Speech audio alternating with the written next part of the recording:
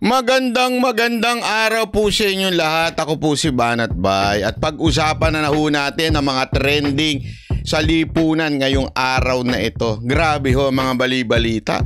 Marami ho tayong medyo gustong komentuhan dahil nga po sa mga ilang araw na absent ko po. Pagpasensya nyo na po.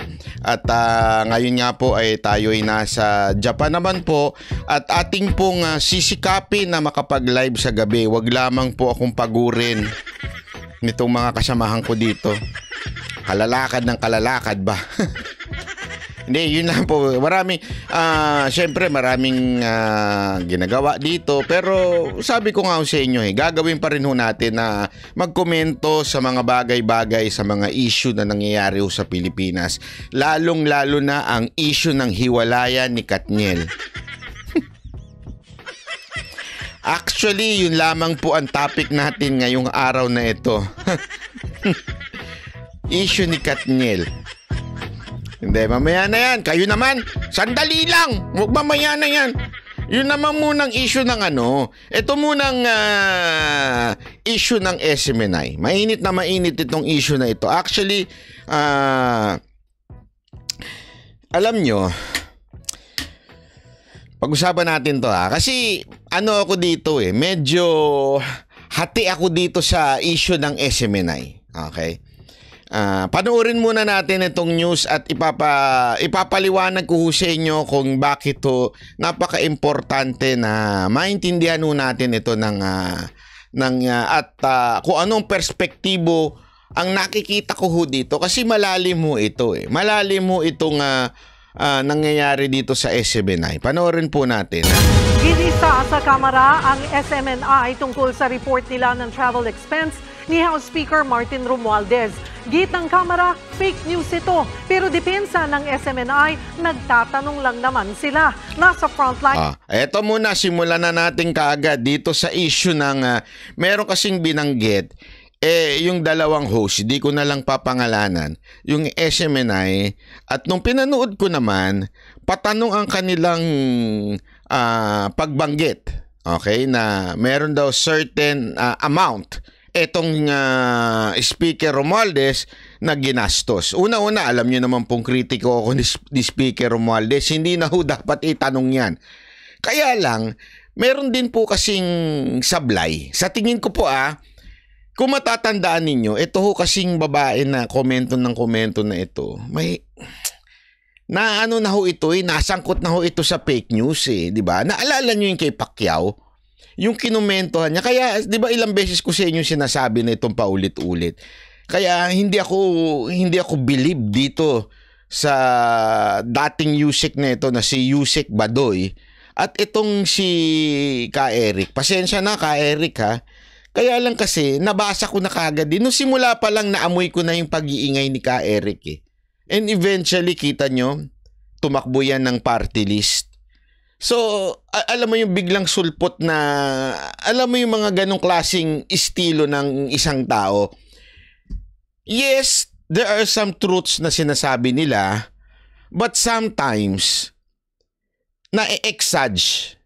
Yun yung ayoko. Kasi 'di ba tandaan ninyo, dito sa ating channel, I don't care kung nasaang kulay ka. Pero I'm really against fake news. Ayoko, 'di ba, yung isang bagay na wala namang ebidensya. Yan ang ayoko sa lahat. 'Di ba? Alam niyo na ho yan, lalong-lalo na yung matagal na nanonood na dito sa ating channel. Pag walang ebidensya, marites yan. Kaya nga 'di ba, hindi ko sinasakyan yung istorya ng ibang mga vlogger diyan na lagi na lang meron silang information sa Malacanang. Kasi ultimong information na ganito. Dati naging basta kalaban, nagiging biktima ng impormasyon na yun.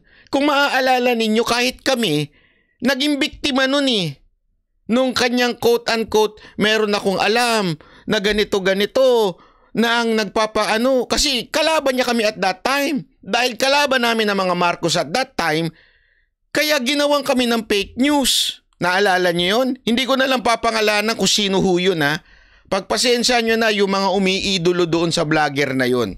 Di ba ho? Hindi ko kasi hindi ko matanggap na ikaw gagawa ka ng fake news every time may kalabang ka. So ngayon, nagkataon lang we are on the same side and you're hitting the Marcoses, pero how would I know that you're not inventing again? Because you did that before. Tama, mali. Naintindihan niyo ibig ko sabihin? Ilang beses mo ginawang kami ng fake news na I can testify and I know it's fake news. Tapos, gayon, gagawang ka na naman alam mo yun, hindi ko, dahil pareho na tayo sa isang side, sasakyan na kita. Kasi nga, the enemy of your enemy is my enemy. Ganun. Hindi ganun sa akin eh. Maliman yung quote ko ah. Naintindihan niyo ibig ko sabihin? Ayoko po ng fake news. Tapos, ito na naman, merong impormasyon daw. Kaya, ito, alam niyo kung bakit medyo, pasensya na ho ah. Kaya ako medyo nagagalit at naiinis sa fake news. Kasi nasisira yung tamang balita. Yung supposedly, ang ganda na ng ang ganda na ng Duterte and the Romualdez, sabihin na natin world war. Ang ganda na ng nananalo na tayo mga Duterte. Na ayos na eh. We are asking for the liquidation. Tama, mali. 'Di ba? Tapos hihirit ng walang ebidensya. So ano mangyayari? Ang dating fake news. So lahat tuloy ng hihirit na against them, ang dating fake news na. Nasira yung credibility. Naintindihan niyo ibig ko sabihin? Although I believe mali din ang ginawa nitong mga congressman na ito na ang tinitira ngayon ng franchise ng SMNI, that's stupidity. You know why? In every network, lahat ng tao yan. Hindi responsibilidad ng network kung ano man ang sabihin ng host. Matik na yan, hindi lang sa SMNI yan. Sa GMA, meron laging disclaimer na ganyan. Di ba ho? Sa ABS-CBN, lagi may disclaimer na ganyan. Ang bawat host ay may kanya-kanyang opinion at hindi ibig sabihin yun, opinion na huyo ng entire station. So para, pumipiyok pa, binata. sorry naman. So para idamay nitong mga congressman na ito, ang entire SMNI, mali ho yun. Napakatarantado ho nun para idamay ho nila ang buong SMNI. I'm not, di ba, alam nyo naman po ako, never ako nag-isip-sip sa SMNI. Alam nyo ho yun, di ba? Minsan binabanata ko pa si Kibuloy. Never ho ako nag-isip-sip, pero this time, mali po yung itong mga congressman, pasensya na ho ha, pero yung inyong nais na sumipsip sa inyong speaker, nais din yung, ewan ko kung gusto ninyo madagdagan ang mga budget nyo, ginagawa nyo ang lahat para sumipsip dun sa speaker. Di ba? Yun ang problema eh. Di ba? Lagi nilang ninyong, eto ha, naiisip ko nga, baka mamaya, sa totoo lang, eto ha, baka mamaya, eventually, sasablay na rin yung kwento ninyo na supposedly si speaker ang may pasimuno lahat niyan. Bakit? Kasi umo-over na rin kayo. Nagigets ninyo? Everything na over attack na to eh. Over OA na kayo. Over defensive na kayo doon sa attack ni PRRD sa inyo. To the point, gusto ninyo maging pogi kay speaker, kaya lahat na lang ng pagkakataon gagawin ninyong laban dito sa mga quote-unquote kakampi na mga Duterte. Alam mo yun, pagkakamali ng dalawang host, walang ebidensyang inilalabas ng dalawang host, even if it's just a question. Ha? Yung kanilang pagkakamali, idadamay nyo yung entire SMNI because alam nyo ang SMNI ay maka-Duterte. And you know, and maybe because butthurt pa rin kayo until now sa sinabi ni Pangulong Duterte na bulok ang Congress. Di ba ho? Alam mo, sa totoo lang, eto opinion ko lamang to sa bangayang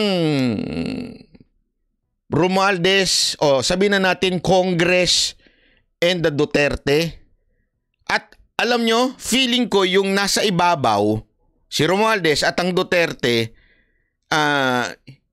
medyo relax sila, pero yung mga nasa paligid na umaamuyong, alam mo yung amuyong na nagpapainit ng away, makakasira doon sa kanilang main boss. Ano ibig ko sabihin? Ganito yan Maaga pa. 2000 and ano ba lang ngayon? 23. Magte-24 pa lang. So more or less, ilang taon pa na magiging presidente si Marcos. Ilang taon pa para magkaroon ng eleksyon. Okay? Tandaan ninyo, pagdating sa eleksyon, rules ito kahit itanong nyo sa kahit sino mang political analyst, napaka-importante na hindi muna lumabas yung mga supposedly tatakbong presidente. Why? Magiging masisira yan, lalabas lahat ng banat dyan. Pangalawa, magsasawa ang tao. Remember, ang pinaka-importante sa isang kandidato ay yung 2 years before the election. Kasi ang memory ng tao, lalong-lalo na tayo mga Pilipino, short term lang. Kaya nga kung matatandaan nyo yung panahon nila Ramos, na naging presidente si Ramos. Sino ho nakakaalala nito? Noong panahon na naging presidente si Ramos, sino ang nangunguna noon na kandidato? Kung talagang kayo ay sanay sa history, sino ang kandidato noon na mukhang magiging presidente na? Early on, alam nyo kung sino? Si Orbos. Nakalimutan nyo na. Hindi ho sa Raul Roco, hindi rin sa Santiago, si Orbos ho ang talagang matindi nun.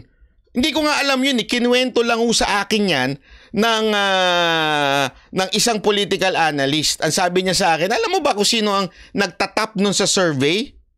Sabi ko, talaga? Hindi ko alam yun. Kasi nga, hindi pa naman ako sa politika nun. Kinuwento lang sa akin yun. Sabi ko, alam mo ba na last year na lang, lumalabas yung pangalan ni Ramos? Doon siya pumasok bigla. Kasi nga, ganun dapat ang technique. Masisira pag ngayon pa lang, as early as na lumalabas na yung kandidato. Alam mo kung bakit? Magsasawa. Yung bangayan na Duterte, Sara Duterte at Romualdez, pag hindi tumigil yung mga nasa paligid na pinagbabangayan sila ngayon, eventually, baka magsawa yan. Okay? Baka magsawa yan. Ako pag hindi tumigil yung mga nasa paligid niya na bangayan, baka magsawa yan. Tandaan ho ninyo hindi ho lahat ng mga Pilipino nandito o sa mga political vlogger. Ilan lang ho, pambihira, ilan lang ho nanonood. Yung totoo. Di ba? Ilang milyon ang mga Pilipino. 70 to 80%, they don't care about politics. 70 to 80%, they care ano laman ng tiyan. Ano ang trabaho ko bukas? Ano ang gagawin ko? Paano ko babayaran ng due date ko? Yun ang 70 to 80%. Iilan lang po ang talagang, nakikinig kay Banatbay, nakikinig kay Sas, nakikinig kay Ganitos, kay Coach Oli, kay Bustada. Ilan lang ho yan. Wag ho tayo magpabola porket marami hong ang nanunood sa live. Hindi ho ganun yun. Tandaan ho natin yan. So ano ibig ko lang sabihin? Baka mamaya, dahil sa ingay ng politika, sabihin ng mga tao, we need a different candidate na yung will really care for us. Totoo. Kasi whether you like it or not, yung confidential fund ni VP Sara Duterte, totoo naman na medyo tinamaan ho si VP doon. Tinamaan ho siya, yung ratings niya tinamaan ho. Kaya nakakatakot to. Kaya nga itong ginagawa ng Congress ngayon na gumagante sa mga Duterte, itong mga congressman na ito, baka akala nila nakakasipsip sila kay Romualdez. Baka akala nila nagiging pogi points kay Romualdez. Alam nyo, ako nga, sa totoo lang, iniisip ko na maigi ito eh. Yung sinasabi nilang tatakbong presidente si Romualdez, meron akong alinlangan. Sa totoo, honestly meron akong alinlangan. Bakit? Kung may utak si Romualdez, in all honesty I won't consider running for president. You know why? Sa kasaysayan ng buong Pilipinas, walang speaker na nanalo. Okay? Wala ho. Pangalawa, ngayon pa lang, dunudurog na siya. Pangalawa. Paano banat ba yung pag-i-epal niya? Ganyan-ganyan. Yung nakikita nating mga Alam nyo, matagal na ho silang ganyan. Hindi pa ho sila tumatakbong, wala pa hong issue ng presidente na tatakbo siya. Ang mga Romualdez ganyan na. Talagang sagad na ho sila sa mahilig sila na maglalagay ng mga pangalan nila. Ganyan na ho sila. Ibig sabihin, traditional na politician na ho sila eh.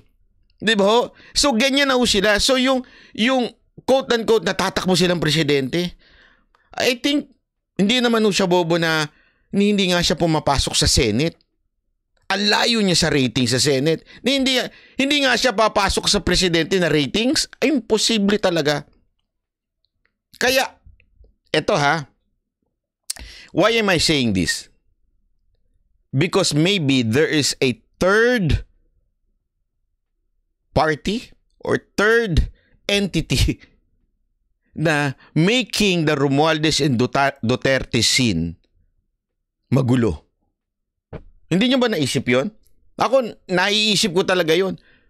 Hindi kaya merong nagpapaapoy nito? Kasi, pag titingnan mo, halimbawa ko na lang, pinaiinit yung laban ng ICC ni Marcos at saka ng Duterte. Pinag-aaway talaga eh. Hindi nyo ba naisip na hindi kaya may nagpapaaway sa kanila? Di ba? Hindi kaya merong nagpapaaway sa kanila para magsawa ang tao dun sa dalawa at maghanap ng iba na tagalabas? No? Hindi nyo naisip yon? Baka mamaya biglang may sumulpot na yung pala ang pasimuno ng lahat ng ingay na to. Wala akong papangalanan kung sino yun. Bahala na kayo dyan.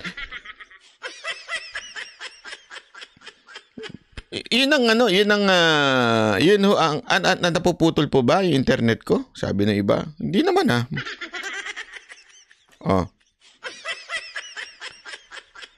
So yun ang sa tingin kong ang nangyayari ngayon. Kaya palpak ho itong ginagawa ng Congress, itong mga congressman na sumisip-sip kay Romualdez. Palpak ho talaga. Yan. Alam mo, may Kat Mingson, may punto ka dyan. Baka mamaya, etong pag-iingay na to, ang makikinabang nito, etong mga pink, etong si Ontiveros. Hindi, isipin nyo na maigi yan. Kasi, ulitin ko, ang botante, 70 to 80% ng botante doesn't care kung ano yung confidential fund, kung ano yung awayan na yan. They don't care about that. Ang sa kanila, maipagtanggol sila. Sa kanila, may pagkain sila.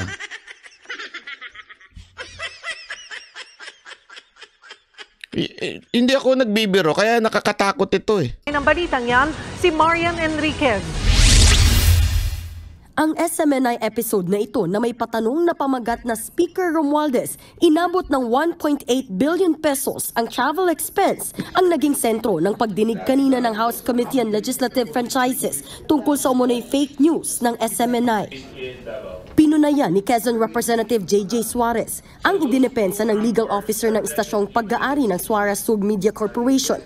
Walang fake news at nagtatanong lang naman daw ang anchor ng programa. There was no allegations about the 1.8 billion pesos, Mr. Chair.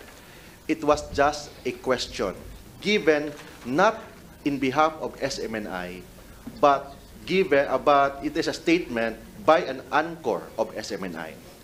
And there is a disclaimer in every program of SMNI that any statement made by the anchor guest is not the official stand of SMNI. Yan ang hindi ko maintindihan at hindi maintindihan itong congressman na ito. Itong congressman na ito talagang halatang-halatang nag-iinit lang ang puwit.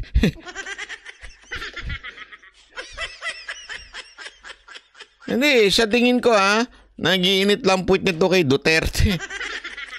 Ewan ko ba kung anong kasalanan ng SMNI sa kanya?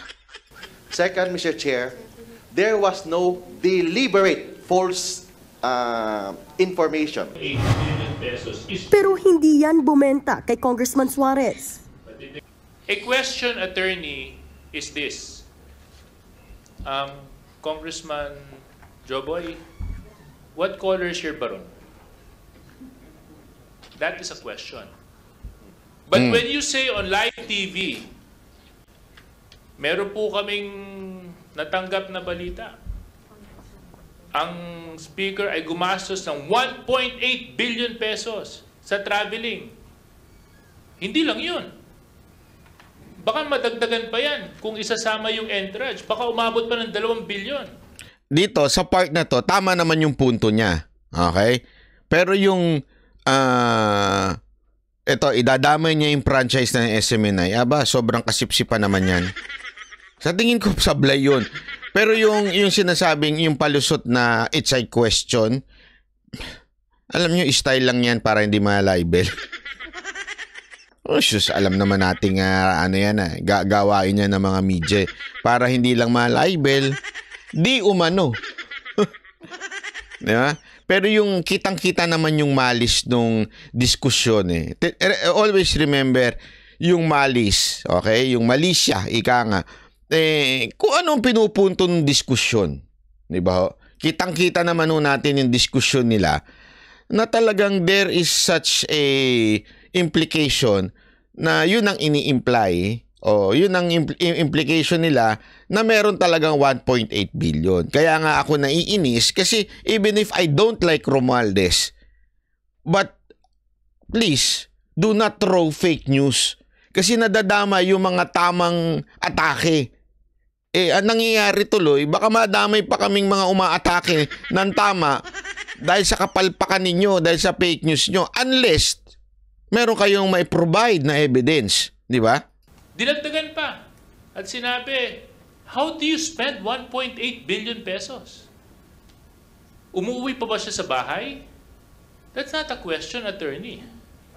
That is, at the very least, malicious innuendo. At the very least.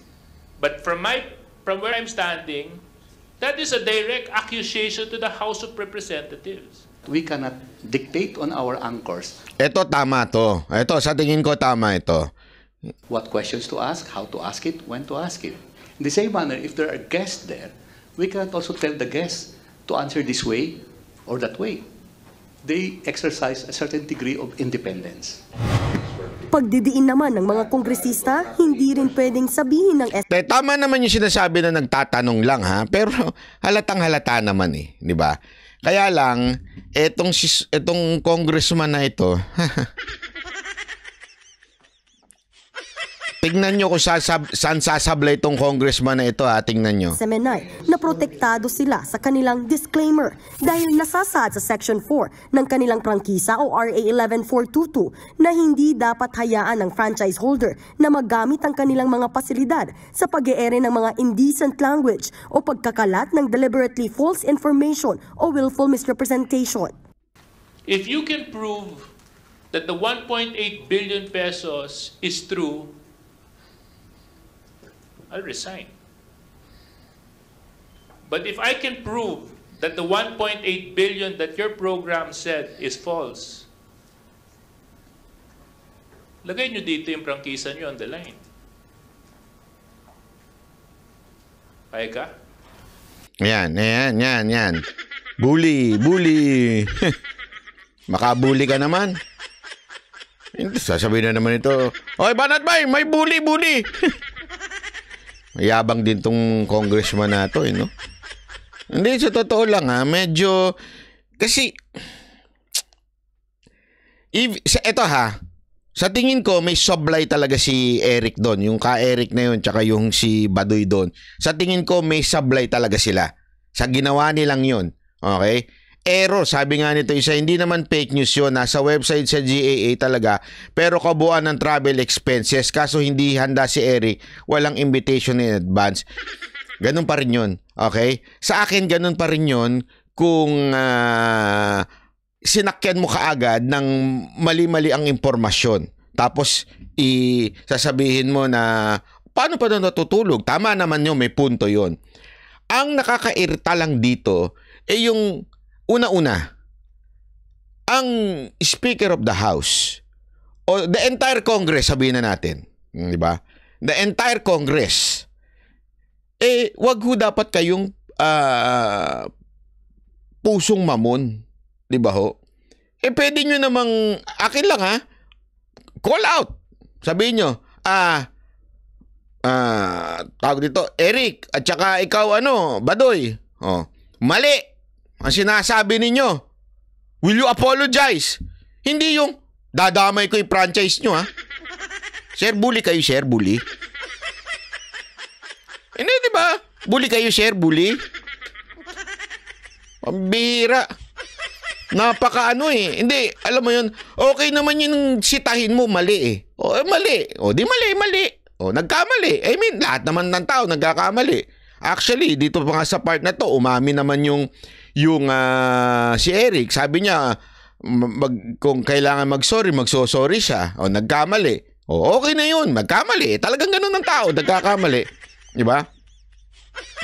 Sana na lang kay Eric at saka dito kay Badoy, huwag kayo masyadong sumosobra.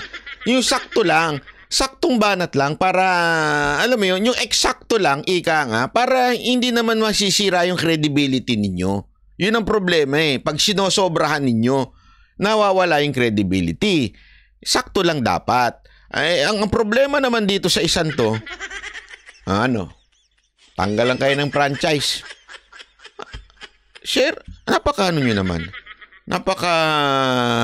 Napaka pusong mamunyo naman, di ba? Parang nyo naman para tanggalan kagad ng franchise. Mr. Chair, if I may. Hindi, yes or no? I cannot answer that, Mr. Chair. I'm just a lawyer. And that's not part of my authority. Oh, yes or no? Para pala ito yung nag-road rage Akin na lisensya mo. Ba't ka dyan? Kong, wag mo akong patatawag Baka ibuli mo rin ako. Paglilinaw ng House Secretary General, hindi 1.8 billion pesos, kundi 4.347 million pesos ang travel expenses ng opisina ni House Speaker Martin Romualdez mula Enero hanggang Oktubre ngayong taon. Kung gastos naman ng ay, Sisi, yes or no, Sisi? Ano yung Sisi? Maraming salamat naman. May mga nakaalala pang sumuporta dito sa atin. Thank you. Maraming salamat, Thank you po, maraming salamat. Buong Kamara ang sisilipin, aabot lang ito sa mahigit 39 million pesos. Humarap din sa pagdinig ang angkor na si Eric Zelis. Giit niya, 2 ang kanyang source tungkol sa travel fund ni Romualdez. Pero kalaunan inamin din niyang nagkamali sila at hindi nakumpirma ang impormasyon sa Kamara. Are you willing to recant your statements and apologize to Congress? If that will heal the wound of the degree of an amount of insult that was forwarded to Congress, kung ganun pong epekto niyan, wala pong problema sa akin personally yon. Sabi naman ng legal counsel ng Suara Sub Media Corporation, Pero ang feeling namin, parang nilalagyan kami ng busal dito. Tama naman si attorney. Yun na nakakairita dun pwede namang i-reprimand di ba? I-reprimand yung kanilang host. Pwede naman sabihin, mag-sorry ka. Pero yung sasabihin mo, franchise ko, gusto mo, tanggalin ko.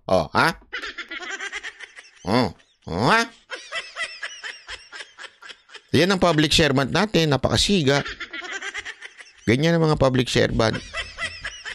Public boss pala, hindi pala public servant. Bossing ang dating eh. Nagbabalita mula sa Frontline, Marian Enriquez, News 5. Ay, nako. Kaya yung, ako, ang talagang issue ko dito, si congressman, mukhang sumobra. Tama naman, ipagtanggol mo yung amo mo. Kung gusto mo sumipsip dun sa amo mo, gusto mo, halika mo puwet, wala kaming problema dun. Totoo naman, wala naman kaming problema kung gusto mo humalik sa puwet ng amo mo. Pero yung para takutin mo pa ang media na sabihin mo, tanggalan namin kayo ng franchise. O sasabihin naman nung iba, sandali. O di ba ganyan ang ginawa niyo sa ABS-CBN? Hindi po ako. Di ba ganyan ang ginawa niyo sa ABS-CBN? Iba ho yun. Bakit to? Yung sa ABS-CBN, marami hong violation, hindi lang fake news. Ako, pinakamatindi dun. Ako, yung fake news nila, sige, pwede pa mapalagpas yun. Pero sa akin, hindi pwede mapalagpas yung, yung hindi pagbabayad ng tama dun sa kanilang mga empleyado. Yun, at alam naman natin na pagdesisyonan ng korte ho yun. Di ba? Kaya nga ito, franchise kagad. Tama yung sabi nito eh. Franchise kagad, di ba pwedeng segment lang? Oy, Annalyn Jamilano. Maraming salamat dun sa boiling crab. Na ako lang ang kumain ng crab. Bakit kayo hindi kayo kumain ng crab? Puro hipon ang in-order ninyo. Alam nyo bang yung hipon na yan cockroach daw yan. Hindi, biro lang pabasag tripin. Di ba? Kaya nga yun na nga, tama to si Gorgonya Triviana. Personalan na yan dahil sa politics. Yun, tama. Yan, tama sabi ni Diego Latigo, Duterte kasi talaga ang target ni Suarez. Yun, napapaghalataan. Kasi kung talagang may mali, yung mali ang targetin mo. Mali, sinabi mo. Mag-sorry ka. Ito ang totoo. Tapos. Di ba? Hindi, franchise mo. Kaya mo. Kaya ba yan ang franchise mo? Bully. Di ba? Ay, nako. Tanggalin nila yung sayang ng tax. Ay, meron ba lang pag-usapan? Ito, pag-usapan lang natin ng bahagya. Ay, nako. Kasi hindi ko lang nailagay dito pero naalala ko lang bigla nung sinabi yung tax. Kasi may issue ngayon na dapat tinataxan daw ang mga vlogger. Tapos sabi nitong ni Rendon at saka nung isa pang vlogger, hindi ko napapangalanan kung sino kasi hindi ko naman kilala yun. Sabi nila, tinataksan na nga kami. Bakit tataksan pa uli kami? Tanga rin no? Pasensya na, hindi si Rosmar. Yung may isa pang lalaki nag-comment na, ang laki na nga ng bawas sa bawat advertisement, tinataksan na nila, tas kami tataksan pa rin. Ay nako, yung mga taong nagtatanong ng ganon, alam na alam mong hindi marunong, hindi siguro, malamang, di umano, malamang hindi nagbabayad ng tax. Kasi iba yung tax na binabawas at mga binabayaran natin, yung mga tax na iba yan sa income tax. Nagigets nyo ba? Rendon? Ako din nababawasan ako na YouTube. Ang laki nga, 40%, di ba? Alam naman po natin, Facebook din, may bawas din na tax. Pero iba pa po yung income tax. Yung kinita mo. Anak ka ng weteng, oo. Hindi, yun ang medyo kinaiirita ko minsan, hirit din ng mga vlogger to din napapaghalataan na walang background eh. 'Di ba? Wag ho tayong hirit ng hindi ho natin naiintindihan yung tungkol sa tax. Iba-iba ho ang tax, marami hong tax. Okay? Iba ho yung income tax kasi na yung kinikita mo, walang pakialam ang gobyerno sa binabawas ni YouTube. Anong pakialam ng gobyerno natin? Amerika yung nakinabang doon. O sa Facebook, Amerika rin ang nakinabang doon. Kumpanya ng Amerika. Bihira naman, oo. Hindi ho. Diba kaya nga ho, nagka-issue rin ho kay Pacquiao? Kasi nga, diba sinasabi niya, binawaran, nagbayad naman na rin siya ng tax doon. Sa ibang bansa, binawasan na rin. Tama, mali. Pero iba kasi, yung income tax mo bilang isang Pilipino na kumita dito at nabubuhay sa Pilipinas. Nakakabuisit eh. Tatanga-tanga yung iba kasi dyan eh. Kaya tuloy nagmumukha tayong tanga mga vlogger kasi mambira, oo. Totoong kulang sa kalaman tong... Hindi, ay alam mo, naintindihan ko, minsan kailangan din talagang i-explain yan. Kasi alam na nung una, hindi ko rin alam yan nung mga... Kasi simula ako magbayad ng tax.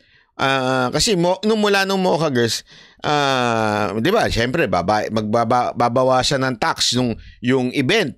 Kasi nagganyan kami, nagkasino kami, nagsishow kami sa casino. Yan ang mahigpit pagdating sa tax. So, binabawasan kami. Tapos nireklamo ko ngayon doon sa nag-o-audit sa akin, di ba binabayaran naman ng tax nyo niya ganyan-ganyan? Oo, pero iba pa rin kasi yung income tax mo. No? Iba pa rin yan. Wag mong nga, kaya nga dapat, kung gusto mo talagang, dapat estimate mo na magkano yung tax, magkano yung ibabawas, magkano yung income tax mo.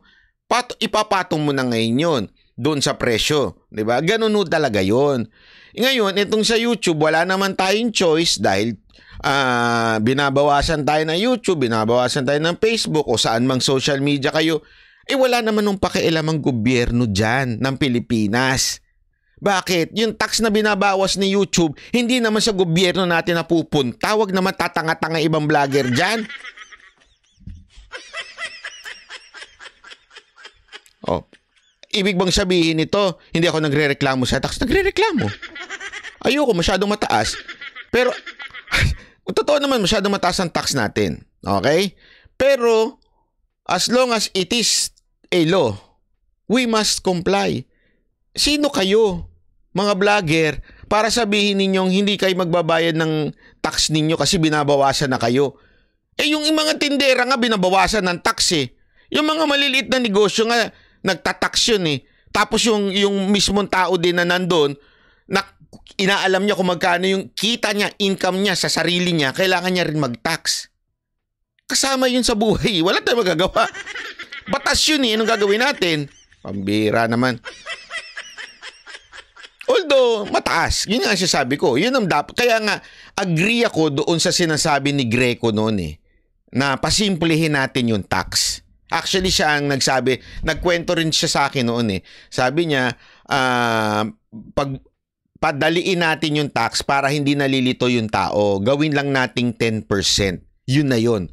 Wala na yung iba, tas yung iba 10%. Kasi ngayon, ang dami pa eh. Kaya nga ngayon, para makapagbayad ka ng tax, usually kukuha ka pa ng na mag-o-audit eh. Di ba? Oh. Ito pang isang naiirita ko dito kay Rosmar. Saan nakakabuisit dito si Rosmar? Pakasinungaling, 13 million? Ito nga kanina pinag-uusapan namin ng Mocha Girls eh, yung sa kay Rosmar. Kasi sabi nila, sinabi daw ni Rosmar, 13 million per day. Pero minsan daw mababa, as in, hindi naman gada kalaki. Ano yung sabi ko, sarap tuktukan eh. When you say per day, ibig sabihin yun, every day. Kaya nga per day eh. Buisit, ang tanga-tanga naman ng mga iba dyan. Sana hindi niya sinabi talaga yun ha. Pag sinabi mo kasing per day, kunwari, magkano ba dyan sa hotel mo? Per day, 5,000. Oh. Pero minsan, 1,000. Per day nga eh. Di ba? Ay, pambihirang buhay ere. Kaya mo nga sinabing per day, ibig sabihin, araw-araw, yan ang kinikita mo. Ayan tuloy.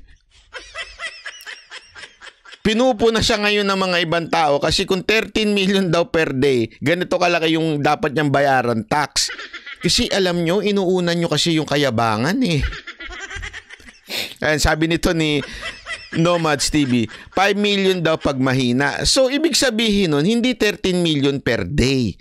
Okay? May average. Dapat ang sasabihin mo, ang average ko, ewan ko kung anong klaseng negosyante ito si Rosmar. Sa totoo lang. Ewan ko ba, ba't may mga ganyang talagang humihirit? Ano? Ba't ba pinibigyan natin ng puwang yung mga ganyang walang kaalaman sa buhay? Ba't ba natin dinidis... Ito naman kasi si Tony, yung vlogger eh, pabira. Dapat hindi nyo na binibigyan ng puwang yung mga katulad ni Rosmar eh.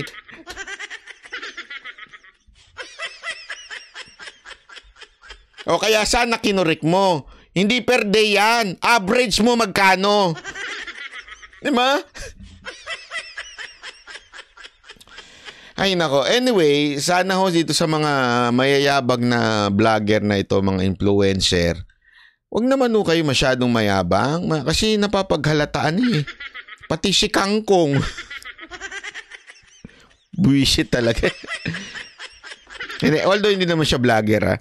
Yung si Kangkong nagyabang din. Although hindi ko napanood ng buo kaya ayaw ko nang banatan siya eh. Pero ako ito lang, general banat lang. Huwag po tayo masyadong mayabang pagdating sa kinikita natin. Dapat sikreto ho yan.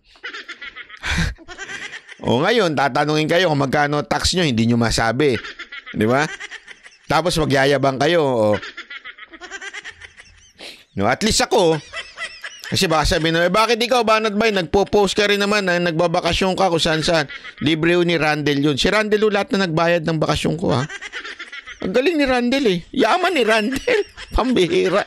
Binigyan pa ako ng bagong camera. Hindi lang isa, dalawa. Si Randall ho lahat yan. Wala ho kung ginastos sa Amerika, si Randall lang lahat. Si Randall lang hingan yun ng tax, ha?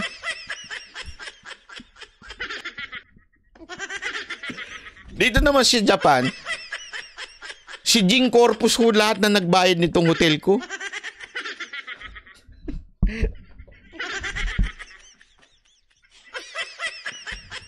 Hindi, kayo talaga nagbabayad doon nito, yung mga girls. Mayaman ho kasi sila eh. Sa totoo lang sila ho ang mayaman. Hindi po ako. Wala po akong pera talaga eh. Yung totoo. Dito sa Paris ako naman ang babawi sa'yo. Yun. Yari naman tayo ngayon nito sa mga natin, sa mga magsasabi, ay naku si Banat Bay, ginagamit ang mga OFW. Hindi ho OFW si ha. Si Randall ha. Siya ho residente na.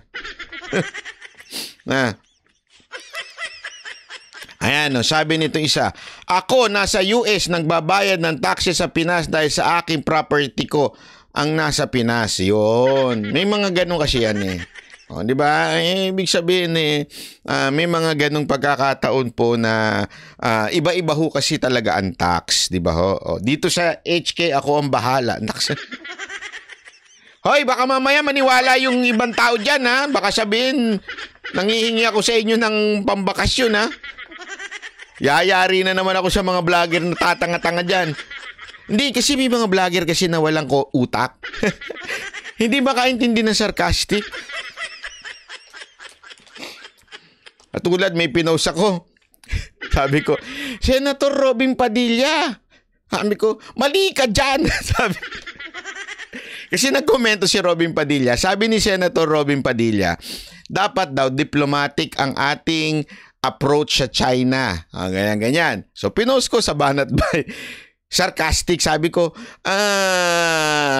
Senator Padilla, mali ka. Dapat awayin natin ang China para maging masaya ang Amerika. Bawal ngayon na mag-isip. Dapat emosyon ang pairalin. Alam mo, may nag-comment, sabi doon, tama ka Banat Bay. Mali talaga si Senator Robin Padilla. Masyado siyang pro-China. Sabi ko,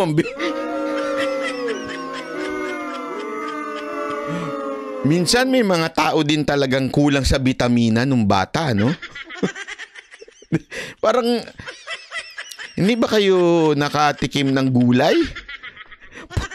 Puro bababoy ang kinain nyo nung bata kayo, puro hotdog. Hindi, walang biro. marami yung Pilipino ngayon pagtanda bobo. Kasi sa kinakain din eh. Kasi kung puro hotdog ang kakainin mo, walang nutrition yun. Puro spam. Puro salt lang yun. Tsaka baboy. Di ba? Kaya minsan, kakain kayo ng gulay yung mga bata. Painumin nyo ng carrot juice. Painumin ninyo ng broccoli juice. Hindi na kumpleto bakuna. Hindi naman, wala naman sa bakuna ang utak. Kayo naman, oh. Paglalamayan na naman ang channel ko. Oo nga. Ay, nako. Anyway, yun lamang po ang komento natin dito sa sa pagdating sa pangalan nito, sa mga tax na mga vlogger diyan. Ikaw ba, Boss Dada, nagbabayad ka ba ng tax? At saka Coach Oli, siguraduhin niyo magbayad kayo ng tax, ha? Huwag niyo idadahilan yung binabawasan naman ako na YouTube. Ang sarap sana, gano'n na lang ang dahilan mo, no, bilang vlogger. Binabawasan kasi ako ng YouTube kaya hindi na ako magbabayad. Parang tanga lang, no? Di ba? Eto. Bago pa dumating yung TEP 15 and 30, bawas na ang tax ko. Baka sabihin pa nung iba, binabawasan pa ng asawa ko. So, hindi na talaga ako magbabayad ng tax. Hindi, malay mo, may mga ganun tanga talaga. Yung sagad sa kabuto. Binabawasan na nga ng asawa ko eh. Bakit pa kami magbabayad ng tax? Alate na ng kita namin. Ay, nako. Anyway, ito ba, pag-usapan naman natin to. Etong issue na galit na motorista. Grabe ho. Gusto ko lang mag-komento dito. Ay, nako, si Kuya. Galit na galit. Hindi kaya tanso si Kuya? Gustong manakit? Galit na galit eh. Ganyan na mga tanso mag-comment eh. Galit na galit. Naalala ko nung panahon ng kampanya. Pag nag-komento ka kay Marcos, gustong manakit itong mga to eh. Ako pa yung minamaliin niya. Siya yung gumigitna, wala siya sa lugar. Ako daw yung gumigit-git. Iniiwasan ko na nga eh.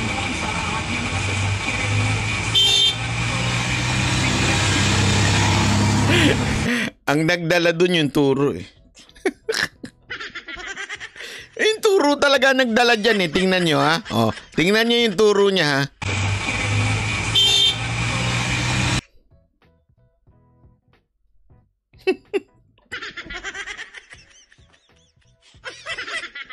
Yan talaga nagdala dyan. Sir, hindi ako nagkakamali. Hindi Akin na lisensya mo. Akin na lisensya mo. Akin na yung lisensya mo. Ako, nasa lugar ako. Akin na yung lisensya mo. Ako sa inyo. Akin na! Kaya mo, galit na galit. Titignan ko lisensya.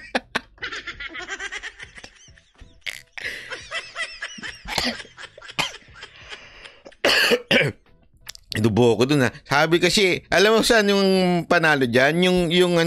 Yung pag-angat ng kanyang boses. Yan ang panalo dyan eh. Akin na lisensya mo. Akin na lisensya mo. Ayaw bigay. Akin na lisensya mo. May modulation. At wala pang tingin yun ha.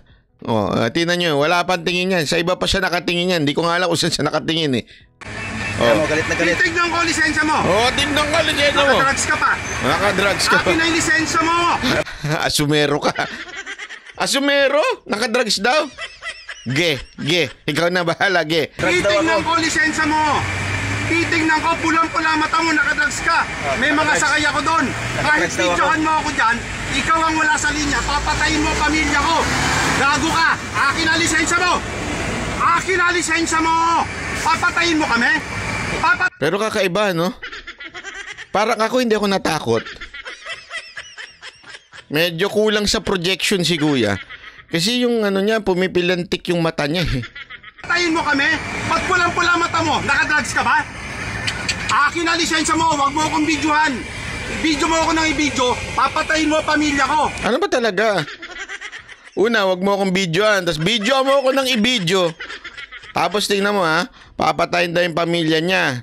Tapos biglang mamaya iba na sabihin. Naintindihan mo ako? Oh. Akin na lisensya mo. Sir, wala akong Pagod ka ba? Wala akong problema. Wala akong pagkakamali. Sa magkano? Dinidkit mo kami, hindi mo nakikita yon. Ano nakikita? Pinatay mo kami. Biglang pinatay. Kanina papatayin mo pala, biglang pinatay na. Anong nangyari? Ang bilis naman ng pangyayari na yun. Kausap mo siya, di ba? Kausap mo. Bakit biglang napatay na kagad? Ang bihira naman si kuya, oh. Kausap mo eh. Bakit biglang napatay kagad? Ang bihira naman, oh. Nilolokon mo naman kami, sir. Sa linya. Ako wala sa linya, gago. Ay, umiiwas na ako sa iyo. Akin na lisensya mo. Akin na lisensya mo.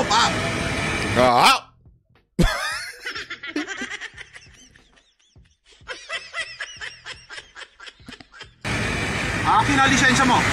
Nanginginig na ako sa'yo. Pogi kaya yung driver? Ako nagtatanong lang, ha. Pogi kaya yung driver? Akin na. Hintayin na lang natin.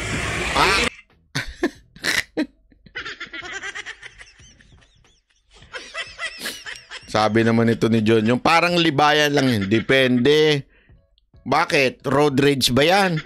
Baka hindi sa karsada yan. Ang lupit talaga ng mga balita ngayon, ano? Ang titindi talaga. Lahat mainit ang ulo. Relax! Ang lamig-lamig ng panahon eh. Ay, hindi, mainit pala. Mainit pala. Sorry naman. Mainit pala dyan sa Pilipinas. Sama na ugali. Hindi, alam mo kanina, tinanong ko sa, kaya naman namang mukha guys ng kausap ko dito. Sabi ko, nakita niyo ba ito? Nagkikwentuhan kami. Nakita niyo ito? Oo. Sabi ko, bakit ang init ng ulo ng mga Pilipino ngayon, ano? Huwag kayong ganyan, ha? Sinabi ko sa kanila, kasi sir, mainit sa Pilipinas. Sabi ko, so pag mainit sa Pilipinas, umiinit ang ulo? Ganun ba yun? Buti na lang sabi naman nung isa, hindi kasi sir pagka talagang may problema sa sa mga gastusin sa buhay, ganyan talaga mainit ang ulo. Parang hindi naman. Hindi, alam nyo, ito lang seryosong komento na. Baka sabihin nyo ng puro joke tayo. Ang sa akin lang naman dito, sa totoo lang, ipasan nyo na yung road rage na yan. Ay, walang biro. Yung road rage na bill na inaayos ni Tulpo, ipasan nyo na yan. Para mabawasan na ho yung ganito. Kasi alam nyo yung nangyari sa busway. Kasi araw-araw halos napapanood ko, lumalabas sa feed ko yung kay Gadget Addict eh. Marami pa rin nahuhuli sa busway. Okay? Pero sabi nila, halos talagang nabawasan na. Sobrang bumaba na. Kung I think bumaba ng 60 to 70% if I'm not mistaken yung mga nagba-violate sa busway. Kasi nga naman 5,000 madugo yun, ha. Oo, madugo yun, malambiro. Madugo yung ganong klaseng penalty. Kasi nga may batas, 'di ba ho? Actually, kaya nga nasa San Francisco ko, nung kausap ko si Randel bago kami magmotor, tinanong ko na kagad sa kanya lahat ng magkano. Paano ba pag na-excite tayo dito, nag-overspeed tayo dito, magkano babayaran natin? So binardingan niya na ako sa akin. Sabi niya, basta ang maximum. Sama rin na ugali ni Randel. Huwag ikikwento na kikwento ko to Sabi niya, ang maximum kasi 65, sabi niya. Dito sa mga ganitong lugar, 65. Pero usually, pwede namang additional 10 yan. Sabi niya sa akin. Kaya okay lang yan. Huwag additional 10 kasi ayaw din naman daw ng pulis yung hindi ka go with the flow. Kasi minsan merong yung nag-i-stay lang. Tapos na-agrabya, ang tawag doon na parang nahihinder niya yung flow ng traffic. Yun daw ang mas sinuhuli. Yun ang sabi ni Randel. Kaya ikaw, wag kang mag-interfere ng traffic. Sabi ko, paano kung gusto ko kayong i-video? Sa gilid ako, ganun. Sabi niya, basta ganun lang daw. Kaya tinatanong ko, kasi para sigurado tayo, baka mamaya wala tayong pambayad Kasi syempre, di ba may camera doon? Ang sisingilin doon, hindi naman ako Wala na ako sa Amerika. Ang sisingilin yung may-ari ng motor. Baka mamaya yung may-ari ng motor na si Onyok, baka biglang magulat yun. Bakit ganito bill ko? Puro overspeeding. Di ba? Kaya tinanong natin kung magkano ba yung mga penalty para pag nakita kong sobra mahal, hindi ko nagagawin. Joke lang. May mga ganun di ba? So, sa akin, sa Pilipinas, sana magkaroon talaga ng matinding penalty tong road rage. Kasi parang nagiging normal na. Parang normal na ngayon na pataasan ng boses. Kaya nga, nakikita niyo yung memes. Alam mo, nakakatawa ha, pero nakakatakot. Isipin nyo, yung anak ninyo, nasa karsada. Kunwari, lalo na pag may babae kayong anak, di ba? Pag nasa karsada yan, tapos makatagpo ng mga ganyang klaseng maiinitin ng ulo, di ba? Nakaka-worry, di ba, bilang magulang. Sa akin, kung taasan talaga yung penalty ng isa mga road rage na yan, mababawasan yan Kasi ngayon, parang may barkada na sila, parang basketball team na sila. Konti na lang, konti na lang talaga basketball team na ho sila. Di ba ho? Yung totoo. Dahil sa sobrang dami na nila naninitig ng mga ganun, tumitirik ang mga mata. Di ba? Agree ako, banned by kasi nagiging commonplace na yung nagbe-brake check, nagka-cut, tapos bumababa pang nasasakyan. Oo nga, alam mo, sa totoo lang, mali yung ginagawa ng mga bumababa na sasakyan. Pag nakatagpo yan ng kriminal, nakatagpo yan ng mga talagang, alam mo yun, hindi yung puro forma.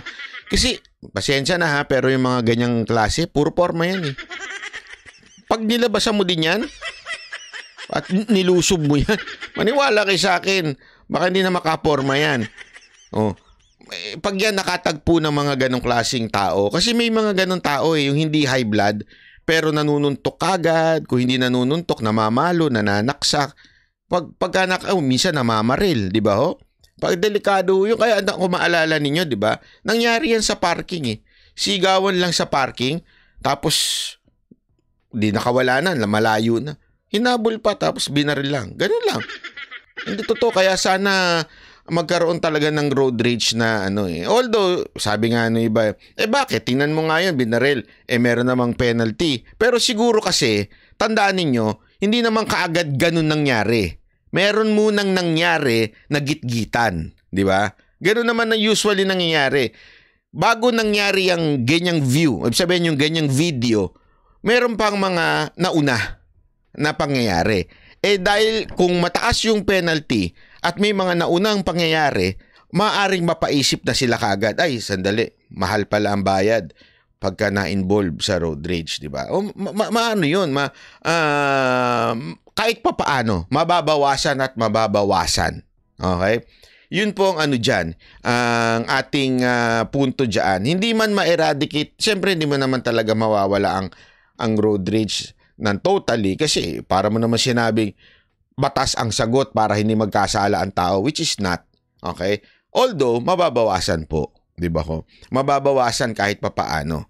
Okay? So, sana, eto na nga, tinanggalan na ho ng tatanggalan ho, sususpend ho ata. Pero sana, tanggalan na lang talaga.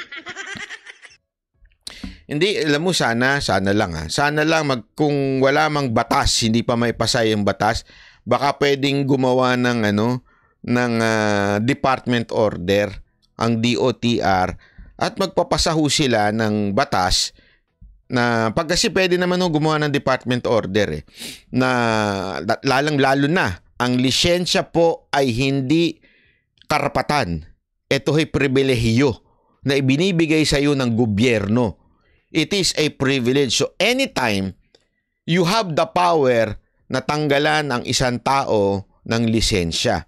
Sana maisip ng DOTR na pag may mga ganyan, matik na tanggalan ng lisensya.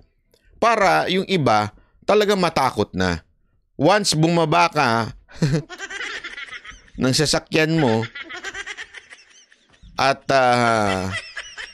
manigaw, mambuli, o manakit, o mamukpok, ikaw ay o manutok o kung ano man, ikaw ay tanggalan kaagad ng lisensya.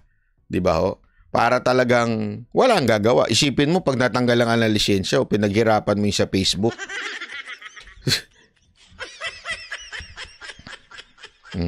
Ito pa.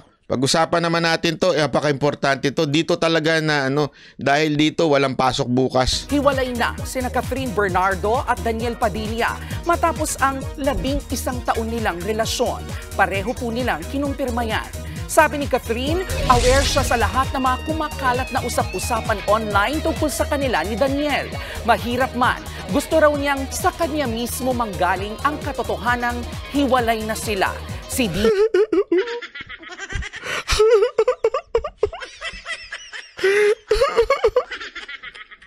Hindi ko kaya.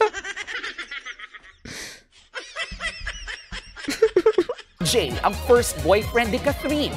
At yan na malupit dyan eh. Ngayon ko lang nalaman yun. Habang kami umiinom dito sa Japan, na first boyfriend pala niya si Daniel Padilla.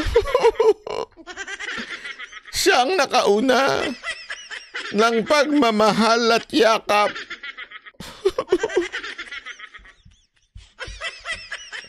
sabi ng aktres, I will always have love for him. Sinubukan naman daw nilang ayusin ang kanilang relasyon, pero sadyang hindi na raw maibabalik ang dati. Hoy, Banat Bay, wag mong respetuhin mo naman yung mga sumakit ang pakiramdam dahil dyan. Baby Jade. Alam mo may mga nag-comment sa post ni Baby Jade. Sabi doon sa post ni Baby Jade, pagkakataon mo na, wala na si Catherine.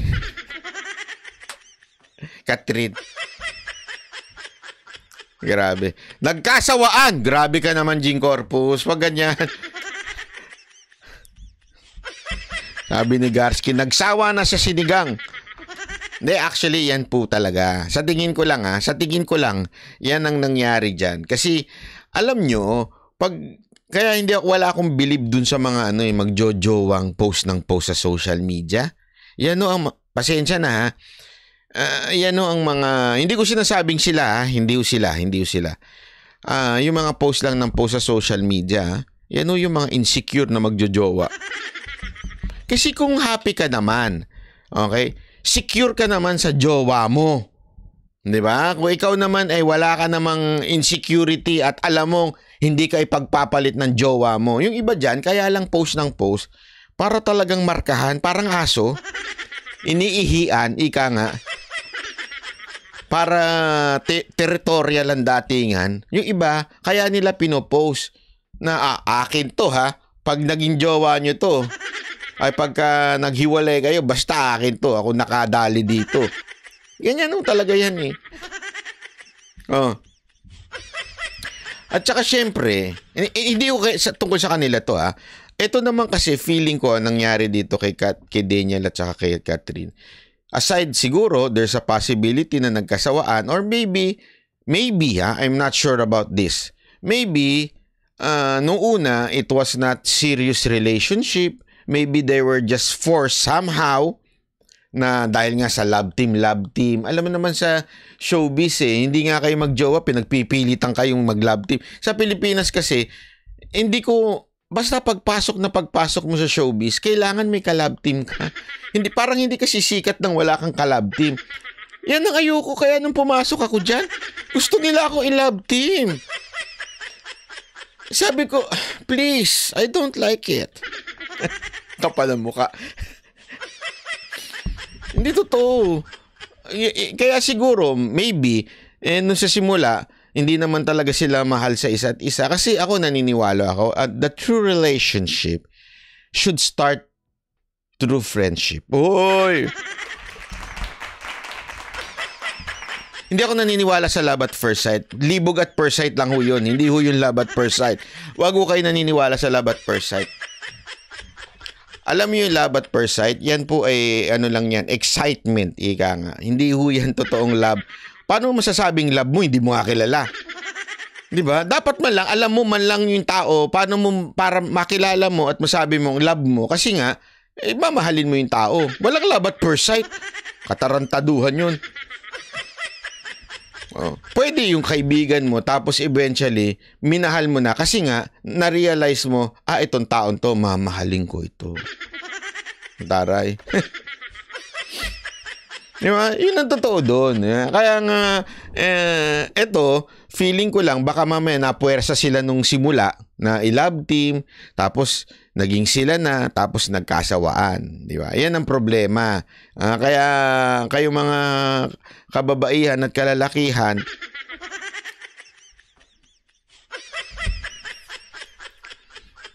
sabi nga nila, lagi niyong tatandaan to, bansa nga, nagkakahiwalay. Magjowa pa kaya? Di ba? Ang bansa nga nagkakahiwalay. May North at South Korea pa. Nagkakahiwalay. Nagkakaroon nga ng civil war eh. Bakit? Magjowa pa kaya? Kaya wag nyo na i-post. Ang pangit tingnan eh. Kita nyo ngayon, piyesta mga tao, di mas lalo masakit yan. Di ba? Mabuti pa yung shoutout po. Bakit si Madam Mocha sina-shoutout po? Kinasal na nga, mga nagkakahiwalay pa, di ba? Oo nga, tama kayo. Mas maganda niyan, wag na kayo magjowa. Wag na kayo magpakasal. Wala kasing forever. Magugunaw naman na mundo. Sa mga bitter hayop. Huwag na kayo kalokohan. Dagdag pa ni Catherine, nagsimula sa Pasensya na, hindi ako ang best person to comment on this. Gusto ko lang makichismis. respeto ang kanilang love story at nagtapos din sa respeto. Sa hiwalay na post naman ni DJ, sinabi niyang isang malaking biyaya ang kanilang pagmamahalan. Sabi pa ng aktor, "Thank you for dancing with me during my high." Dami niyong kahanas? Itong Katniel na ito, maghiwalay na maghiwalay. Mamaya may ano pa yan, huling hirit. Kung maghihiwalay-hiwalay na, wala nang, kairita. Maghihiwalay na lang, ang dami pang hanas. Maghiwalay na lang kayo. Mas move on na sa buhay. Hindi, you're forever, sure.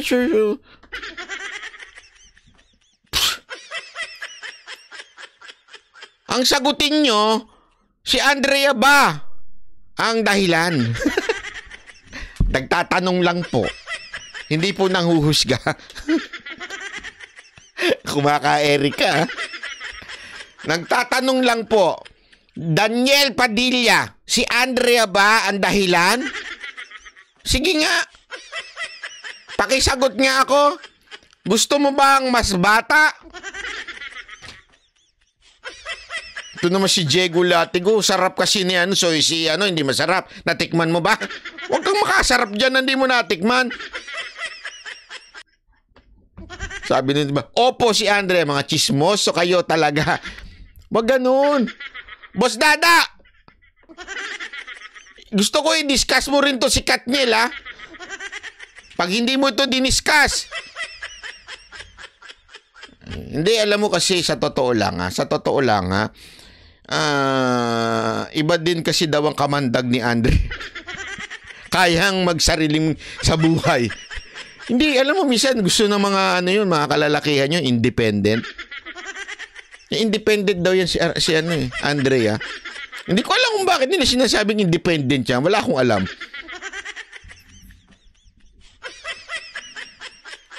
Papalaban ba yan? Hindi ko, sino ba yan? Sorry pasensya na kayo. Hindi ko kasi kakilala masyado yung Andrea.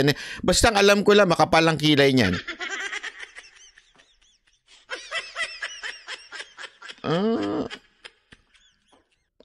Ganun ba? Gitarista si Daniel? Feeling ko lang naman, kayo naman. Mga chismoso kayo dyan, tigil nyo nga yan. And singing with me during my lows. Dagdag pa niya, our lives may drift away, but our love will still ride that tide. Sabi ni Daniel, walang hanggan at walang katapusan ang pagmamahal niya sa kanyang bahal. Pareho... Walang hanggan, naghiwalay kayo. Miss Gwen, maraming salamat. Thank you very much po kay Miss Gwen. Thank you po. Nandali di ko na nabasa. Ayun, no? Papa, kahit di siya naka-add sa FB pero happy together for 19 years. Ayun. Yun naman. Si my babe, sabi niya. Ay, nako. Ang corny itong dalawa, no?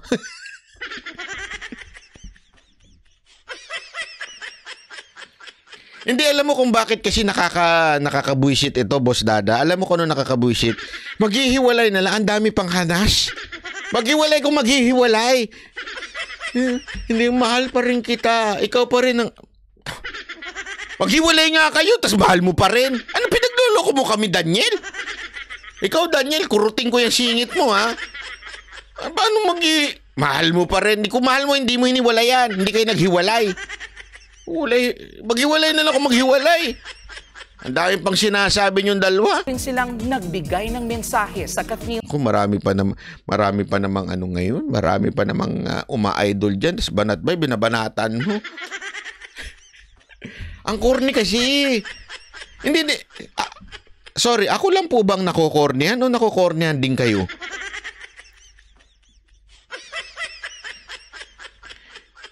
Sa totoo lang nakukornihan ako kasi yung sa hiwalay-hiwalay. Yung, pwede naman kayo maghiwalay ng tahimik. Tapos na. Ganun. Yun na lang status nyo. Tapos na. Di ba? Sa mga nagtatanong, hiwalay na po kami. Ganun.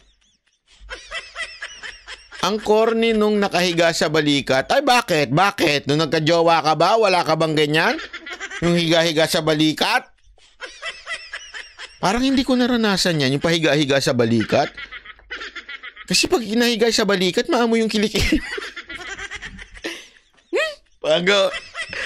Siyempre, pag humiga ka rin, bakit iba amoy dito? Yung mga ganun yun eh.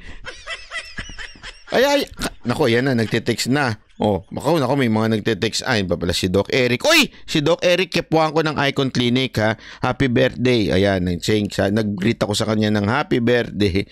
Doc Eric ng Icon Clinic. Happy birthday. Thank you very much. Sa'yo, yan, ha?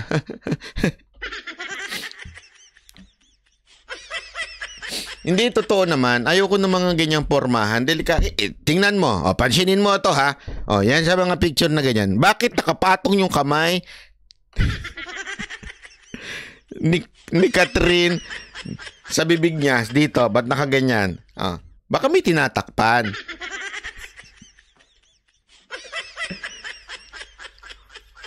Banat bay, wag mo na.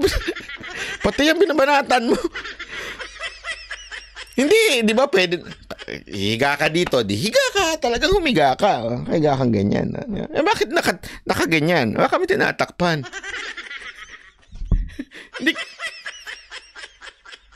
Hindi kaya yung amoy yung tinatakpan. Joke lang. Mabango yan si Daniel.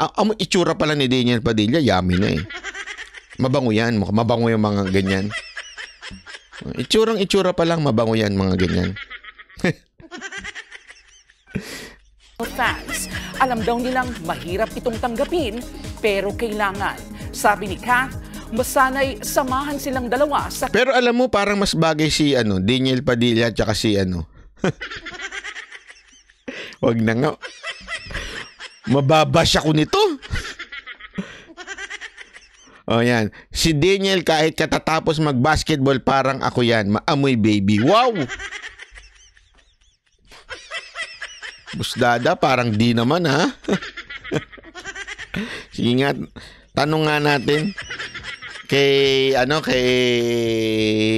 nanay, di ba? Sa iyong ina.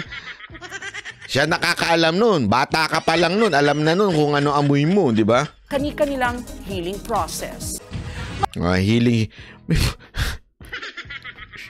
Healing process pang nilala. Sus! Alam mo, yung mga ganyang naghihiwalaya na, yung matagal na, yung mga 11 years, 10 years, 20 years, wala nang healing process yan. Sawang-sawa na sa pagmumukha ng isa't isa yan eh. Randall Bunagan, i-rewind mo to. Chinismis kita ngayong araw na ito sa mga kamotihan mo. Kaya i-rewind mo mula simula. Magtiyaga ka, ha? Ito. Ito na. Ito pa. Saan na ba yun, ha? Ay, nako. Ito. Ito pa, oh. Sinigawan at sinapak ng isang motorista ang mga sumita sa kanyang traffic enforcer sa Quezon City. Pero pagdating ng mga pulis, hindi na siya nakaporma. Nasa frontline balitang yan, Gary De Leon. Sa viral video na ito na nakunan sa Novaliches, Quezon City, makikitang nakapatong sa balikat ng isang traffic enforcer ang kaliwang kamay ng lalaking ito. Hawak din niya ang kaliwang kamay ng enforcer. Maya-maya pa, hinablot ng rider ang ulo ng enforcer at pilit pinatumba sa kalsada. Dumating isa pang enforcer at bigla na lang siyang sinuntok sa ulo na naturang lalaki. Inaawat ang rider ng kasama niyang babae pero hindi pa rin ito tumigil at binalibag pa nga si ate. Bumuba lang ang gulo ng may dumating na police mobile. Bumaba ang isang pulis at wala nang nagawa ang rider nang pasakayin siya sa mobile papuntang presinto. Naghiyawan at nagpalakpakan naman nakakita sa gulo. Kwento ng hinablot na traffic enforcer na si Jojo Amado. Sinita nila ang rider dahil sa pagmamaneho ng walang helmet. Imbis na huminto, tumakas daw ang rider pero hinabol pa rin siya ng mga enforcer. Pagbaba niya, parang susugurin niya na kaagad ako. So, protektahan ko lang yung sarili ko. So, hanggang umabot na kami dun sa, sa gilid, yun na nga, sakal-sakal na niya ako. Sumunod ang isa pang enforcer na si Aaron Canlas para sa tikitan ng rider. Pero laking gulat niya nang bigla rin siyang inatake. Ang dahilan po niya sir is pagod daw po sa trabaho. Ayon kay Canlas, napag-alaman niyang may kumalat na video. Alam mo, sa totoo lang hindi ko feeling pagod siya sa trabaho. Feeling ko pagod na siya dun sa jowa niya. Pati yung jowa niya, binalibag niya. Jowa niya ba yung asawa niya yan? Tingnan niyo video, kaya dinangload niya ito at ibinahagi sa News 5. Gagamitin daw nila naturang video bilang ebidensya sa reklamo isa sa... Tingnan mo, katanga, tama si Boss Dada. Susuntukin mo, may helmet. Ang sakit kaya nun, mantakin mo, sinuntok yung helmet. Sira ulo rin, no? Panila, laban sa nanakit na lalaking kinilalang si James Diaz, 21 anyos, na delivery rider. Katwiran ni Diaz, bumawi lang daw siya. Sila po unang nanakit sa akin, sir. Una, sir, inuntog ako sa ulo. Tapos, nung... Inuntog siya sa ulo? Ginanon? Hinedbat? Parang wala namang gumagawa nun. Hinuntog sa ulo? Ginanon yung akin na lisensya mo! Ay, ayaw ibigay. Ginanon sa ulo? Ang lupit! Ang lupit mo, Brad! Yung mga nangyari na susunod, yung nakita ko sa video, puro ako lang, sir, yung ako lang yung nananakit. Kasi yung pinaka-video na yun, sir, mahaba yun eh. Nakakulong na ngayon si Diaz. Laging yun ang dahilan nila, no? Yung mga nahuhuli ng video. Mahaba yung video na yan eh. Meron unang video dyan eh. Ako yung sinaktan eh. Ako yung sinigawan eh. Pinalo, sinuntok yung sasakyan ko eh. Sa QCPD Station 4, naharap siya sa reklamong direct assault. Nagbabalita mula sa frontline, Gary De Leon. Hindi kasi alam mo, makikita mo naman dito eh. Kung sino yung kung sino yung... Kita nyo sa totoo lang, pwede na siyang pagtulungan nung dalawa eh. Hindi nyo napansin. Ito, sinuntok sila eh, nung dalawa. Ayan. Dumating isa pang enforcer at bigla na lang siyang sinuntok sa ulo na naturang lalaki. Inaawat ang rider ng kasama. Bumaba ang isang pulis at wala nang... Tingnan nyo nung hinuli na ng pulis siya pa yung para matapang. Gawa ang rider nang pasakayin siya sa mobile papuntang presinto. Naghiyawan at nagpalakpakan naman nakakita sa gulo. Kwento ng hinablot na traffic. Diba? Hindi naman siya nanguhusga tayo pero parang gano'n na nga. Suntok daw, iyak later. Mamaya magsosorry na yan. Ganyan naman ng mga Pilipino yung matapang siya simula. Tapos pagka eventually magsosorry pag nahimasmasan. Diba? Hindi, alam mo, minsan intindihin na lang natin. Baka kasi inaway ng jowa yan. Inaway talaga ng jowa. Kasi minsan talaga pag yung mga asawa naging naging mapang-away. Alam mo kayo mga asawa, minsan kayo may dahilan talaga eh. Pwede ho ba sa mga asawa? Ako nakikiusap lang ako sa mga asawa at saka sa mga jowa. Pwede ba pagka kayo ay makikipag-away, kung gusto nyong awayin yung mga jowa at asawa ninyo, pwede ba wag sa karsada? Wag habang nagdadrive, wag habang nagmumotor. Hindi, although hindi ko sinasabing inaway siya ng jowa niya. Pwede ba, ako nakikiusap lang ako sa mga kababaihan na nanonood Sa mga kababaihan na nanonood dyan, please lang, parang awa nyo na. Pagka gusto nyong awayin at minsan mapagtripan yung mga jowa ninyo, minsan kasi nagtitrip lang kayo sa pagiging moody nyo eh. Yung dahil nire-regla kayo. Di totoo, minsan may mga ganyan. Di naman lahat, hoy! Makagano naman to si Ana Ruth. Hindi kasi totoo. Sige nga, mga kalalakihan. Pagka period ng mga asawa at mga jowa ninyo, di ba? Ewan mo, parang biglang nagagalit. Kasi naman banat bay, mahirap talaga ang may period. Masakit talaga yan. Kaya intindihin mo na lang kaming mga kababaihan. Yan ang dahilan nila di ba? Ganyan ang dahilan nila. Hindi mo na lang. Oo nga, sige nga, intindihin kayo. Pero parang awa, pwede bang wag nyong gawin sa habang nagdadrive yung inyong mga asawa o jowa at habang nagmumotor yung mga asawa ninyo? Wag nyong gawin yun. Okay? Maging saltik na kayo, maging may tililing na kayo pag uwi nyo sa bahay. Okay? Magbasagan kayo ng bote doon. Basagin nyo lahat ng pinggan. At least kayo na wala kayo nadadamay. Di ba? Yun lang naman sa akin. Malakas din ang topak ng lalaki lalo pag hindi pinagbigyan. Oy, may hugot si Joa. Panay ang kalabit ni Mister. Oh? Katay tayo dyan. Sensya na, wala akong karanasan sa mga ganyan. Matagal na ako talagang loveless. Tagal na akong walang walang pagmamahal sa katawan. Kaya wala akong alam sa mga ganyan. Parang hindi naman ganun. Dali. Iniisip ko bigla, napaisip ako. Hindi naman ako minute ng... At saka una-una, wala nga eh. Virgin pa ako. Munti ka mabuking dun. Next. Ayan. Eto na. Ay, naku po. Eto. Sandali Alam mo... Ito, seryoso namang usapan. Puro tayo chismisan. Seryoso naman. 6 na taon matapos itigil ang usapang pangkapayapaan sa pagitan ng pamahalaan at mga rebeldeng komunista, nabuhay ang posibilidad ng pagbabalik ng peace talks. Mismong gobyerno at ang legal front ng mga rebelde ang nag-anunsyo niyan. At nakatutok sina Rafi Tima at Ivan Mayrina. Hiwalay pero halos sabay ang anunsyo ng Malacanang at National Democratic Front of the Philippines o NDFP. May pinirmahan silang joint statement para sa pagbabalik ng usapang pangkapayapaan. Nangyari yan itong November 23 sa Oslo, Norway. 4 na taon matapos ipatigil ni dating Pangulong Rodrigo Duterte ang peace talks sa CPP-NP-NDF noong 2019. 5 dekada at iba't ibang administrasyon na ang nakipag-peace talks sa mga rebeldeng komunista.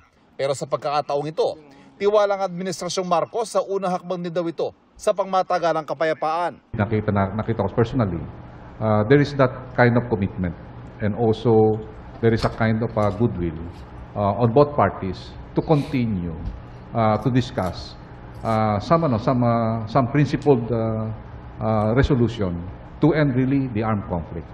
So yun ang nakita ko na based on my personal experience that there is we are very confident, I'm very confident that there is something that after this joint statement, we can finally end up with the final peace agreement. Paglilinaw ng gobyerno, unang hakbang lamang ito sa muling pagbubukas ng usapang pangkapayapaan. Kaya sa ngayon, tuloy pa ang pagtugis sa mga armadong grupo. Wala pa rin ng linaw kung magkakaroon ng ceasefire ngayong magpapasko. Pero ang joint communique isang hakbang din daw para makatuon ng armed forces sa mga bantang panlabas. Pangunahin dito ang umiigting na tensyon sa West Philippine Sea. If this conflict will finally end, your armed forces of the Philippines will be able to shift our focus to external or territorial defense. It's high time because of the world conditions that the volatility of geopolitical security necessitates a defense establishment that is threat agnostic but also geared towards addressing our vulnerabilities. Alam mo, hindi ko maintindihan to. Sa totoo lang, hindi ko maintindihan kung ano bang ibig sabihin nito na peace talks nila. Kasi, parang hindi na ho tayo natuto sa kasaysayan eh. Every time na nagkakaroon ng matinding peace talks, doon sila lumalakas. Tapos, ang dating nitong mga opisyal ng gobyerno natin, it's like ending the NPA. First of all, pasensya na medyo sa mga opisyal ng gobyerno natin magkokomento lang kung hindi maganda sa pautot nyong yan. Dapat instead of peace talks, total surrender. 'Di ba? 'Yun ang akin, mas maganda yung ganun. Yung susuko talaga sila, ibababa na nila yung armas nila at iisa ang ating national police, iisa ang ating military, wala nang ibang may hawak dapat. Total surrender dapat. Hindi ho yung peace talks. Mag-uusap na naman kayo, tas lalakas na naman sila. Pagbihira ho kayong pasensya na pero yung mga NPA, mga traidor ho yan.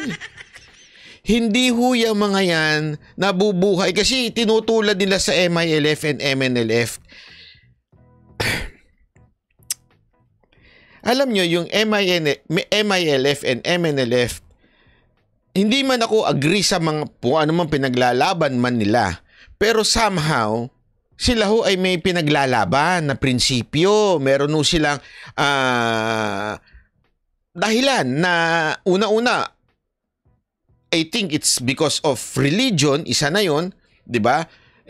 Meron in other words, paniniwala. Kaya ho sila ganon, nagkaganon. Okay? Kaya nga pwede tayo makipag-usap at ganoon naman ang ginawa ng ating gobyerno. We had a deal with them, kaya nga may BARM na, may mga ganyan. Okay 'yon kasi ang issue diyan, prinsipyo. Okay? Itong NPA, hindi ho ito prinsipyo, rebelde ho ito. Sakay nakakitang makikipag-peace talk sa terorista. Ano man ang gobyerno to? Kung sino man ang may idea niyan,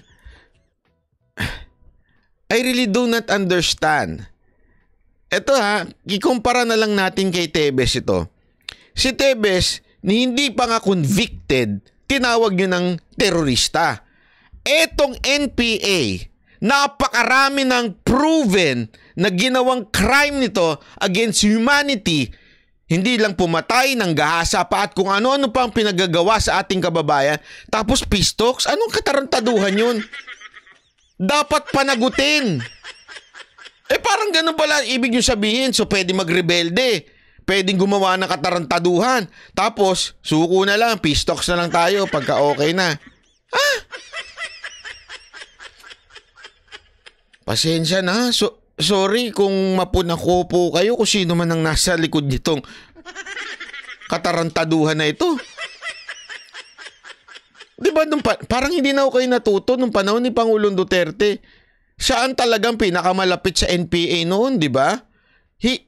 Naglagay pa nga ho siya ng mga makakaliwa sa kanyang administrasyon. Di ba? Anong ginawa? Tinraidor ang gobyerno ni Duterte noon. Hindi kayo natuto? Peace talks noon, pinapatay yung mga PSG?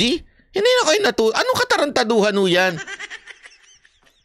Pasensya na ho, Hindi, wala ho talaga Wala ho sa, alam mo, iniisip ko na, iniisipan ko ng logic kung saan nanggagaling itong ating mga opisyal na to. Hindi ko talaga ho, malubos maisip, saan kayo nanggagaling? Anong pautot yan? Bakit may peace talks na unless, when you say peace talks, ang ibig sabihin nyo, ay susuko na itong mga NPA. Okay yun kung ganon. Payag ako doon. Parang, sabihin, agree ako doon kung ganon ang mangyayari. Di ba ho? Yung susuko na sila. Pero kung peace talks lang para lang may mga agreement, hindi mo na hindi naglalaban, ano naman kalokohan niya? Akala ko ba terorista yung mga yan? Tapos, at ano yan, ang dami na hong di ba ngayon nga meron pagdinig na sa Senate tungkol ho dun sa mga nirecruit na mga estudyante. Di ba? Doon pa lang abuse na sa ating mga kabataan, ni-recruit. Di ba ho? Di ba? Ito na lang hindi na ho. Hindi ho ba kayo natuto dun sa mga kwento ng mga tinarantado at minulestya nitong mga rebelde na to? Pasensya na ho kayo ha. Pero katotohanan ho ito Ito ho'y reklamo mismo. Di ba? Ewan ko ba hindi ko talaga maintindihan Kasi naalala ko nung panahon na ini-interview namin yan, ang nagdala pa nga niyan sa radio station, mga opisyal ng gobyerno na nasa AFP. Ibig sabihin, alam ng AFP yung pinaggagawa ng mga katarantaduhan nitong NPA na to. Alam ho nila. Alam nila kung paano inabuso itong mga kabataan. Alam nila kung paano talaga sila ginamit. Alam mo nila yung mga crime na ginawa nitong mga to. Tapos, ganun-ganun lang? Okay na? Bakit? Sabi nito, because they want Sara to fail as co-chairman ng NTFL. Oo nga Alam mo, parang sinayang ninyo yung 6 na taon na pinahina ni Pangulong Duterte ang NPA. Humina na nga di ba? Sabi nyo nga, 2,000 na lang ang natitira. Di, pulbusin nyo na. Hanggang sumuko na silang lahat. Tapos. Wala nang pistok. Tapos na. Pistok, tapos na nga Sino pa ipipistok? Sino bang kakausapin? Ngayon, bibigyan nyo na naman ng tsansa. Pag sinimulan nyo yung pistocks na yan, mag-reinforce na naman sila. Ewan ko nga kung agree ang mga sundalo dito Kasi as far as I know, nung mga panahon na yun, tuwang-tuwa sila. At actually, di pala, ganito. Ayaw na ayaw nila ang pistocks nung panahon ni Pangulong Duterte. Marami ako nakakausap noon. Ayaw nila. Bakit? Kasi alam nila, eto mga sundalo natin alam nila na lumalakas ang NPA every time na nagpipistok. Di ba? Hindi ko maintindihan. Bakit ngayon parang anong nangyari? Anong nangyari? Anyari? Parang ganun Anyari?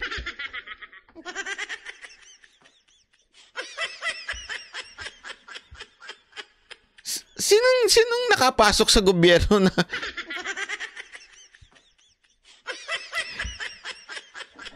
ito na lang isipin yung itong pinakamatinding logic dito from thousands ng membro ng NPA bumagsak daw nung panahon ni Duterte until now naging 2,000 na tapos bigla nyong sige na mag-usap na tayo ng pangkapayapaan. Paubos na nga sila. Bakit pa kayo mag-uusap? Paubos na, di ba? Wala na nga. Tapos bigla kayo magsasabing, mag-usap ulit tayo ng kapayapaan. Ba't din na lang nyo? Sumuko na kayo kasi 2,000 na lang kayo. Naku, sabi ni Ariel, baka may budget na pag-uusapan dyan. Yari na.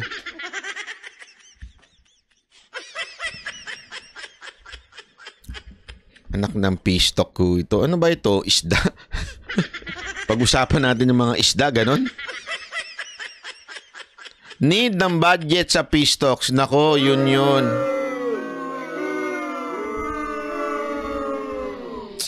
Ay nako. Anyway, sana lang mapag-isip-isip itong gobyerno natin kung sino man na may pautot niyang pistocks na yan. Sana ewan ko. Kasi iba-iba kasi minsan yung statement Iba yung statement ni Marcos, yung presidente, tapos iba yung ginagawa ng nasa baba. Hindi ko nga alam kung hindi alam ni Marcos yung ginagawa sa baba o baka naman alam ni Marcos, iba lang yung sinasabi niya. Hindi ko maintindihan kung ano talaga ang totoo doon di ba? Pero ewan ko, halimbawa doon sa ICC, nanindigan naman si Marcos na hindi niya. Kasi magkaiba yung interpretasyon Ang interpretasyon ng iba, makikialam ang ICC. Pero ang totoong sinabi lang ni Marcos, hindi naman makikialam. Magjo-join tayo uli. Yun ang usapan. Iba yung sila'y papapasukin para makialam at iba yung magjo-join tayo uli. Parang iba-iba yung sinasabi ngayon ng mga opisyal natin. Ewan ko ba? Gulo-gulo nyo. Antay na lang tayo after 6 years. O sige, hanggang dito na lang po muna. Naantok na ako. 2:00 na dito. Magbe-breakfast ride pa ako bukas. Uy, breakfast ride. Joke lang. Breakfast walk lang. Breakfast walk. Ha? Maraming salamat uli. Kita-kita uli tayo bukas. Hopefully. Hopefully. Yung mga hopefully na ganyan, delicate yan eh. Hopefully. Parang may narinig ako.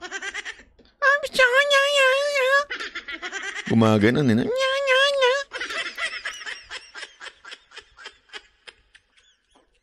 Wala naman. Hindi, alam mo, kasi nagbibiroan itong mga girls. Sabi nila, Sir, bakit minsan may kumakalabog? Oh, sabi ko, hayaan nyo, at least makakakita kayo ng Japanese ghost. Isipin nyo yun. Ang makikita nyo, Japanese ghost. At least pwede nyong picturean, magpa-selfie kayo. Ay, nakakita ko ng Japanese ghost. Hindi kasi yung Japanese ghost, iba itsura, medyo may konting kapugian pa minsan. Kasi pag yung Pilipinas naggawa ng ghost, talagang ang pangit, parang galing sa lupa. Hindi, di ba? Manood kayo ng mga pelikula sa... Pagka ghost ng Pilipinas, talagang sira-sira yung mukha, wasak-wasak. At least, sa Japanese, yung katulad, yung The Ring, di ba? Walang mukha, oh. Pag nakatalikod, pwede pa. Hindi sabihin pwede pa pagkamalang, oh. Sa Pilipinas, tanggal ang madananggal. Doon pa lang, kahit nakatalikod, matatakot ka na eh. Yeah? Tama. Pag Japanese, nakapulbo lang. Pag Pilipinas, wasak-wasak yung muka. Diba? As in, parang taong lupa. Hindi, huwag ka mag-alala. Papaselfie tayo, tapos i-post natin. Nakakita ako. Ay, nako. Maraming salamat po. Thank you very much po. Joke lang yung ghost. Hindi ho totoo yung ghost. Ang totoong ghost, yung nangyari kay Katniel. Ay, Jelebi. Katniel, ha? Tigil nyo na yung drama nyo. Kung maghiwalay kayo, maghiwalay na kayo. Dami nyo pa sinasabi dyan. Maraming salamat po. God bless everyone. See you again tomorrow. Bye-bye. Listen to me here. People are looking for a genuine and loving community. The church, though it's imperfect, is the best place to find it. Now, I want you to listen intently here. Because I know some of you, especially our young people here, those who are millennials and Gen Z, you've watched videos of people saying, kaya wala ako sa church eh. That's why I don't like to be in the church. Why? Because they're saying, the church is imperfect, the church, they have difficult people. That's right! Church is imperfect. That's why there's a joke. If there's a perfect church, don't go there. Because the moment you go there, it's already imperfect. Because that's right, the church is imperfect. But the church is also the best place to find a genuine loving community. You can't find that elsewhere. That's why God created the church. Because He wants His body to be the source of His love.